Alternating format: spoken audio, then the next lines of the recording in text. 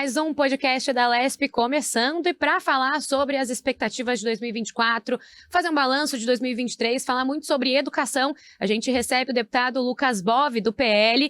Deputado, obrigada por participar aqui com a gente. Eu que agradeço pelo convite, Nenê, uma honra, um prazer estar aqui com vocês. Deputado, já começando aí com um tema que pode ser polêmico esse ano, que é a questão das escolas cívico-militares. A gente tem aqui esse tema que tem sido colocado muito em debate aqui na casa, que tem sido muito falado, é um tema muito defendido por alguns, criticado por outros, mas o governador já disse que é uma prioridade desse ano e ele deve, então, ter aí essa questão tramitando aqui na casa. O senhor tem se envolvido nesse projeto? O que a gente consegue saber já do que pode trazer? Temos sim, essa história vem desde o ano passado, na verdade, né, quando o governo federal disse que ia descontinuar o programa.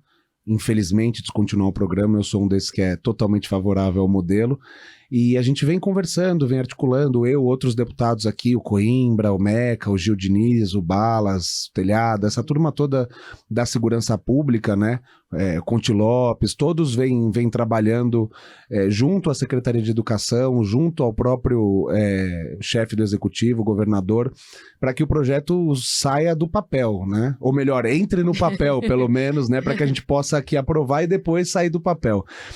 A expectativa é que seja enviado agora, no mês de março. Já era para ter sido enviado no fim do ano passado, mas como houve uma obstrução muito forte aí de outros projetos, principalmente da privatização da Sabesp, acabou não dando tempo. Bom, e a gente tem alguma informação de como é que seria, então, essa ampliação? Já deve estar meio pronto aí, aqui a gente, né, que não tem essa informação, mas como é que seria essa ampliação? Por exemplo, vai ter uma migração, então, para a modalidade? As unidades, elas vão ser escolhidas pelo governo, que já é possível antecipar? Tá, vamos lá. Tem alguns temas que são importantes, tá? Então, o primeiro deles, e aí é o ponto... É o primeiro ponto para quem, pelo menos é o meu primeiro argumento em defesa da escola cívico-militar. O projeto de lei pretende instituir que as escolas cívico-militares sejam convertidas ou construídas onde exista uma escola regular dentro de um raio pré-determinado ali próximo. Isso garante o quê? Que os pais tenham a possibilidade de escolher onde matricular os seus filhos. Então, o meu primeiro argumento é pela democratização do ensino. É o que a esquerda tanto fala, que respeita as diferenças, que tem que ser democrático e tudo mais. Então, por que não dar a opção para os pais de matricular os seus filhos numa escola cívico-militar? Isso é muito importante, porque foi o modelo eleito pelo povo paulista. O governador, ao longo da campanha, disse que de fato implementaria esse modelo, que gosta do modelo. E mais do que isso, é um modelo que é provado como um modelo de sucesso. É um modelo que tem os números estrondosos. A violência física, verbal e patrimonial caiu mais de 80% nas escolas cívico-militares. Isso está no portal do MEC, isso não sou eu que estou dizendo, nem o governo Bolsonaro, nem o Tarcísio. Isso está no portal do MEC sob a gestão do PT. O índice de melhora de português e matemática, de leitura dos alunos sobe mais de 70%. É fantástico. E onde é colocada uma escola cívico-militar tem fila de espera. Em qualquer estado, em São Paulo mais ainda. Então, isso significa que é um modelo que a população defende e gosta. Por isso que o ponto principal é esse, a gente democratizar o ensino e dar a possibilidade dos pais escolherem onde eles querem colocar os seus filhos. O senhor consegue perceber que tem alguma região aqui no estado, de repente, que tem uma maior demanda por essa modalidade? Olha, honestamente, o estado inteiro tem. Nós tínhamos aí, esse ano infelizmente foi descontinuado, uma escola em Santa Fé do Sul, que é uma cidade pequena na região de São José do Rio Preto, tinha demanda. Nós tínhamos no litoral de São Paulo, ali Ilhabela, Guarujá, demanda. Eu atribuo aí o interior como onde haveria a maior demanda, né? Porque até se a gente pega os números da própria eleição, no interior de São Paulo é onde a direita, né, já que esse é um modelo mais apreciado pela direita, onde a direita teve um crescimento maior. Então, região de Presidente Prudente, região de Ribeirão Preto, região de Piracicaba, são regiões que merecem escolas cívico-militares. Bom, tem a possibilidade, talvez, de diminuir os professores, ou a ideia é, de fato, aumentar, adicionar, né, os militares no quadro de funcionários vinculados à educação? Importantíssima essa pergunta para que a gente desmistifique também esse tema. Não há nenhum envolvimento de militares na área pedagógica. Não há. O que acontece em linhas gerais, tá? Vou fazer um resumo aqui, senão o podcast vai até amanhã, né? Que é um assunto bacana. Mas é assim, os militares podem trabalhar auxiliando na administração, então na coordenadoria, na diretoria, mas isso não é uma obrigação, isso é algo que a escola pode desejar ou não, ter um militar ajudando ali na parte administrativa. E eles fazem todo o trabalho de contraturno. Além, obviamente, digamos assim, da segurança da escola. Então, tinha na época lá na minha escola, chamava de bedel. Eu não sei como é que era na tua, mas tem o bedel, tem o segurança, tem o tio do corredor ali. Então, eles ficam ali dando esse suporte. E no contraturno tem as matérias aí que lhes cabem. Então, moral e cívica, até a própria educação física, outras matérias que não cabem, que não são as matérias oficiais do currículo. Agora, português, matemática, geografia, história, não vai ter professor militar dentro da sala de aula, não há nenhuma substituição. E eu te garanto uma coisa, tirando ideologias à parte, o professor que trabalha numa escola cívico-militar ou que tiver a oportunidade de trabalhar, ele agradece e ele é feliz, porque não tem problema de drogas, não tem problema de violência. Nós estamos cansados de ver professor apanhar, professor ser coagido, em porta de escola, dentro de sala de aula, e assim, em escola cívico-militar isso não acontece. Isso, dentro da escola, a situação melhora, em volta da escola, a comunidade. Eu tive em Taubaté, onde tem uma escola, tinha, né, uma escola do Fundamental 1 que está sendo descontinuada, porque não tem regulamentação, e é numa região muito carente. A diretora estava muito triste, vários professores estavam pedindo transferência da escola, porque eles tinham ido para lá por conta do modelo cívico-militar, e assim, não é professor de verde e amarelo fazendo arminha, não, são professores técnicos, não tem nada a ver com questões partidárias. Eles perceberam a vantagem que é ter uma escola cívico-militar, trabalhar numa escola cívico-militar. Então, nesse sentido, até a diretoria, por exemplo, a escola ela tem ali a possibilidade de escolher colocar um militar, ou na verdade é um pedagogo que vai ser diretor, e aí eles podem escolher colocar um militar ali em algum outro cargo? Tem a diretoria pedagógica, ela existe, ela vai sempre existir, isso não vai mudar nunca, sempre vai ter o viés pedagógico. O que a diretoria pode optar, isso ainda vai ser mais detalhado, mas o que ela pode dizer é se ela precisa ou não de alguém dando suporte ali administrativo. Por exemplo, nessa de Taubaté, tinha um coordenador militar, que era ótimo, porque que criança que nunca foi mandada para diretoria, né? E ela chega lá na diretoria, tem um militar lá, a coisa muda de figura. E eu não tô aqui dizendo, pelo amor de Deus, que há qualquer tipo de agressão física ou verbal por parte dos militares, ou medo, ou qualquer tipo de violência. Não, é um respeito mesmo pela autoridade. E, ao contrário do que pregam aí alguns deputados, alguns colegas aqui que defendem uma metodologia do Paulo Freire, a pedagogia do oprimido, aquela questão de que o aluno não pode ser confrontado, eu discordo. Eu acho que a criança, o jovem, precisa de disciplina, precisa aprender o que é meritocracia e precisa, sim, não é ser forçado ou ser pressionado, mas ser incentivado a pensar. Porque se você puser um celular na mão de um jovem, qualquer jovem tem hoje em dia, e um livro de matemática, ele vai escolher o celular. Então você precisa disciplinar e forçar ele a estudar, enfim, o mundo sempre foi assim, acho que não deveria mudar. Bom, o senhor falou aí que a violência, né, dados mostram que a violência em escolas, nos arredores até, caiu em mais de 80%. Então também esse modelo, o senhor acredita que pode reduzir casos ou combater de forma efetiva casos de violência, como a gente viu no começo do ano passado, na Escola Estadual Tomásia Montoro? Sem sombra de dúvida. Eu acho impossível ocorrer, impossível é uma palavra forte, mas assim, eu diria que é praticamente impossível ocorrer um atentado desse numa escola cívico-militar. Pela própria característica da escola, né? É simples. Quantos casos você viu já de meliantes assaltando uma viatura de polícia? Não existe. E tem uma outra coisa interessante no projeto de lei que vai ao encontro da resposta dessa sua pergunta. Nós vamos especificar que as escolas têm que ser instituídas em áreas de vulnerabilidade social. Então, áreas que as escolas que tenham um IDEB ruim, áreas que tenham um IDH ruim. Então, isso é mandatório. Não vai ter, pelo menos num primeiro momento, escola cívico-militar sendo erguida no meio dos jardins aqui em São Paulo, no Itaim Bibi. Nós vamos para a periferia, nós vamos para as zonas mais pobres. E é igual aquele exemplo que todo mundo já ouviu da criança que aprende a reciclar o lixo na escola e ela leva o lixo e ela em casa ensina os pais. Esse é o modelo que nós estamos buscando. Disciplina, organização, ética, respeito pelo próximo, respeito à família, respeito à pátria. Então, aqueles que defendem, por exemplo, as ditas minorias, por exemplo, os homossexuais e tudo mais, você pode ter certeza que um aluno bem educado, numa escola cívico-militar, aprendendo o que é respeito, aprendendo o que é ética, aprendendo o que é cidadania, ele jamais vai se prestar ao papel de atacar uma pessoa caminhando na Avenida Paulista só por conta da orientação sexual dela. Então isso é benéfico para todo mundo, com certeza.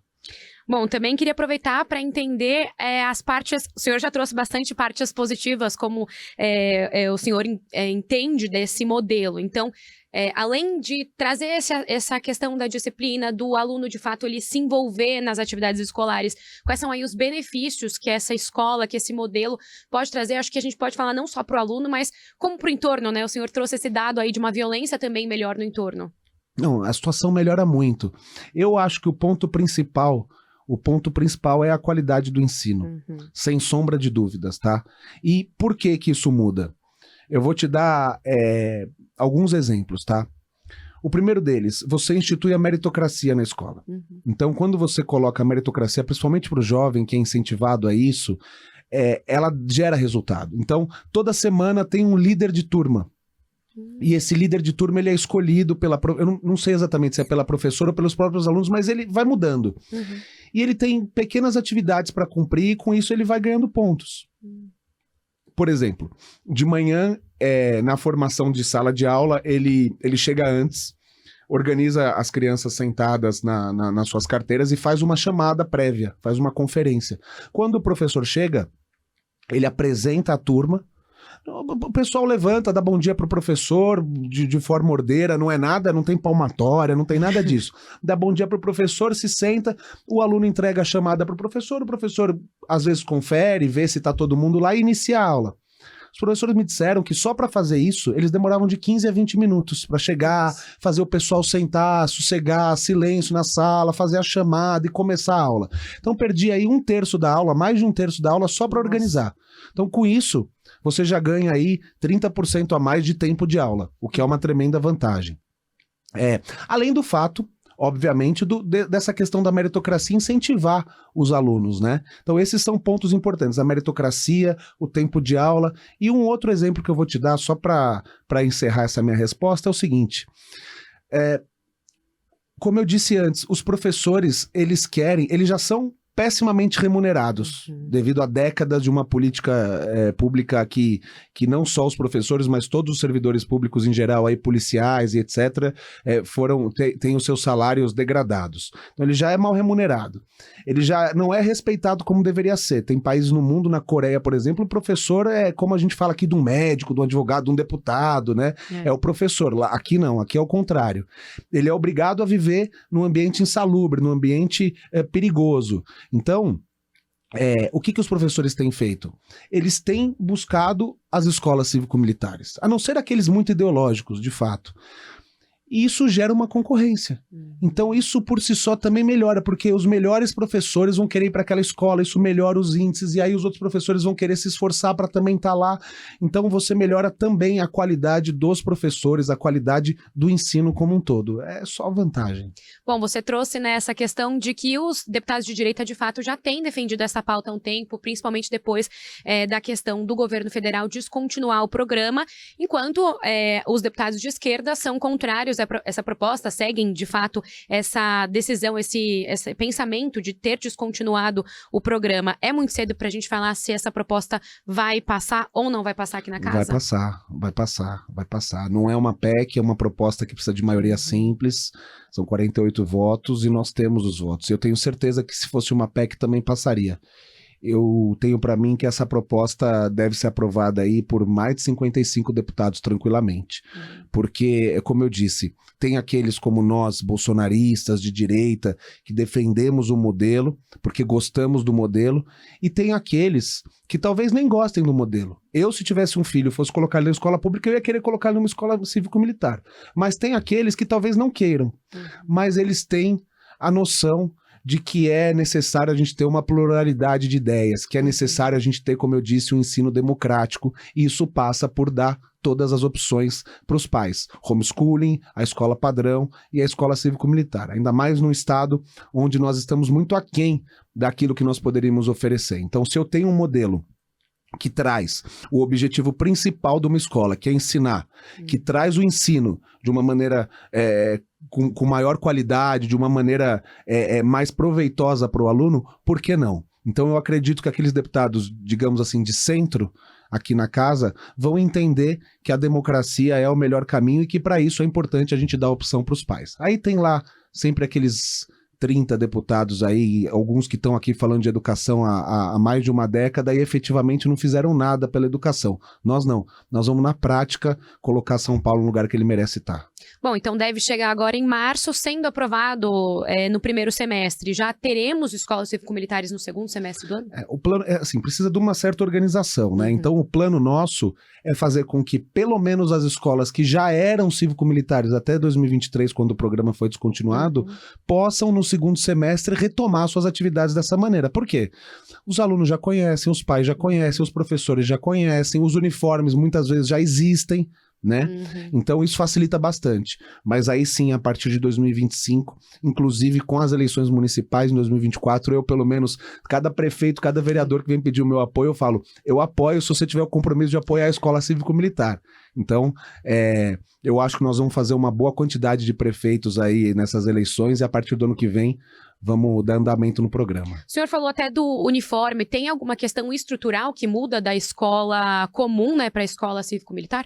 Não, o que a gente tem são os bombeiros ou policiais militares funcionando no contraturno, tem modelos híbridos também, de escola particular, com bolsistas, isso também existe muito. Então, às vezes, por exemplo, em São José do Rio Preto tem uma escola cívico-militar particular, mas os filhos de militares ganham bolsa integral, o que é um baita benefício para os servidores públicos, para os militares paulistas. Então, é dessa forma que vai funcionar, na verdade. Bom, esse ano a gente também tem outras propostas, né? Agora passando um pouquinho... não, na verdade ainda temos uma proposta de educação para falar, que é a questão da PEC, que deve flexibilizar aí os recursos obrigatórios da educação para poder ser usado aí na saúde. A gente sabe que esse é um tema que também tem parecido ser polêmico, os deputados da oposição têm criticado muito essa proposta. Então, acredita que será aprovada? Como é que o senhor vê essa possibilidade aí de flexibilização? Olha, essa é bastante complexa mesmo. Eu, como deputado da educação, aí, acho que na direita, talvez eu seja aquele que mais se envolve. A Valéria Bolsonaro também é bastante envolvida, tem outros deputados, então, mas eu sou vice-presidente da Comissão de Educação, tenho trabalhado muito pela educação, estou fazendo um mestrado em educação, estou me especializando no tema porque acredito nele mesmo, mas essa questão da PEC, a gente precisa analisar com cuidado. Então, eu, como deputado, como eu disse, da educação, vamos dizer assim, vou tomar muito cuidado, eu sou base do governo, mas vou tomar muito cuidado nessa análise. Aparentemente, me parece que o projeto é positivo. Por quê? Nós temos cerca de 3 milhões e meio de alunos na rede pública estadual e cerca de 35 milhões de usuários do SUS. Então, em termos de atendimento à população, o SUS demanda muito mais do que as escolas. Eu não estou dizendo aqui... Aliás, é difícil dizer se você tiver que escolher entre a escola do seu filho ou um hospital para o seu pai, o que você vai escolher. Mas então não tem como você dizer o que é mais importante, né? Depende do seu momento. Se você tiver uma criança é uma coisa, se você for um idoso é outra. Só que aí entra o fato. A expectativa de vida vem aumentando no Brasil, sobretudo no estado de São Paulo. Com isso, os idosos vivem mais e precisam mais de acesso à saúde e acaba custando mais caro. Por outro lado, as famílias estão tendo cada vez menos filhos, o que diminui também a demanda por educação, se você pensar a médio e longo prazo. Hoje o Estado de São Paulo gasta 30% do seu orçamento com educação, quando a Constituição Federal prega 25%. E gasta 12% só com saúde. Então, qual que é o plano? Esses 5% que nós estamos investindo adicionalmente, digamos assim, ao piso constitucional na educação, eles ficariam flexíveis, podendo ser utilizados tanto na saúde quanto na educação, a depender do momento. Nesse momento, me parece que o executivo pegaria esses 5% e remanejaria todo para a saúde, porque a saúde está colapsando. Onde vou, eu rodo muito interior, cada Santa Casa é um diretor chorando, é um mantenedor chorando, cada hospital é uma situação assim lastimável. Então, nesse primeiro momento, me parece que essa verba seria realocada. Aí você diz, bom, tudo bem, a saúde está precisando, então vamos aumentar o recurso da saúde, mas, poxa, cortar da educação, e aí que vem o grande pulo do gato, que para mim é determinante. Como eu disse, isso tudo a gente vem ouvindo, eu tenho certeza que o governo vai mostrar, e aí eu vou bater o martelo, mas, segundo consta, tem uma despesa na educação que é o pagamento dos servidores aposentados, dos professores afastados e aposentados. Essa despesa, ela se refere a mais ou menos os 5% que a gente estaria remanejando. E qual é a grande vantagem? Essa despesa também vai ser remanejada. Ela vai para a Esprev, então ela sai da educação. Então você tira, teoricamente, 5% de orçamento, mas você tira 5% de despesa. O que significa que o custo com educação, o investimento em educação, o aporte em educação, de fato, ele vai ser mantido na sua totalidade. O que vai ser retirado é um valor condizente a 5% do orçamento que era utilizado para pagar pensionistas, e essa despesa também sai. Então, na prática, não muda nada, tá? Essa é a justificativa do governo. Vai existir muita dificuldade, porque, de fato, até o nome que já está sendo usado é negativo, né? Porque não é a PEC da educação, é a PEC da saúde. Então, a gente não está tirando da educação, a gente está colocando na saúde. Então, essa vai ser um pouquinho mais difícil, precisa de 57 votos, é PEC, mas eu acho que a gente consegue também. Mas vai ser uma missão, eu acho que mais complicada que a Sabesp até, pra te dizer a verdade. Ah, é? Mais do que essa? Porque a Sabesp foi bem também... Bem tensa. Foi bem tensa. Não digo do ponto de vista da população, eu digo do ponto de vista de voto mesmo dos parlamentares. Né? Eu acho que isso vai gerar um barulho, sim, porque obviamente o sindicato é muito organizado, né? A classe, a esquerda que fala de educação é muito organizada, então deve gerar um debate acalorado aqui, mas eu acho que em termos de voto vai ser mais difícil que o da Sabesp. Bom, vou seguir ainda, mantendo aqui o assunto de educação, que no ano passado o governador, então, sancionou uma lei de sua autoria em parceria com o deputado Guto Zacarias, do União Brasil, para incluir o ensino de empreendedorismo e finanças, então, na rede estadual. Os alunos já estão contando, então, com essas aulas? Já começou, muito bacana o programa, Houve ali a reforma do ensino médio, o novo ensino médio, que é muito bom, mas na minha humilde opinião, com todo respeito àqueles que idealizaram, foi feito de maneira um pouco atabalhoada, algumas etapas foram atrapalhadas, atropeladas. Então, a gente agora, o secretário, está reorganizando. Eu acho que precisa ter mais português e mais matemática, que foi retirado demais, ciências, são matérias importantes. E nessa esteira, vem a matéria do empreendedorismo, vem a matéria de noções de finanças, eu acho que tem que ter noções de direito também, direito do consumidor, direito empresarial. Acho que tem um projeto até. Então, tudo isso precisa existir, porque isso faz parte da formação técnica que o aluno precisa hoje em dia. Eu não estou dizendo que a aula de teatro, expressões corporais e artes não sejam importantes. Claro que elas são, mas com todo respeito àqueles que defendem essas práticas, com todo respeito mesmo, é mais importante para os alunos aprenderem matemática, empreendedorismo, finanças, do que artes cênicas nesse momento que o Brasil está vivendo. Eu espero que um dia todos possam ter acesso a tudo. A cultura, a educação, a arte. É importantíssima a arte e a cultura na formação dos jovens, mas se o cobertor é curto, a gente precisa focar no que importa. E não é só para o jovem carente. Eu conheço gente que tem, por exemplo, arquiteto, que montou um escritório de arquitetura e não sabe o que é um CNPJ, porque na faculdade ele só aprende sobre arquitetura.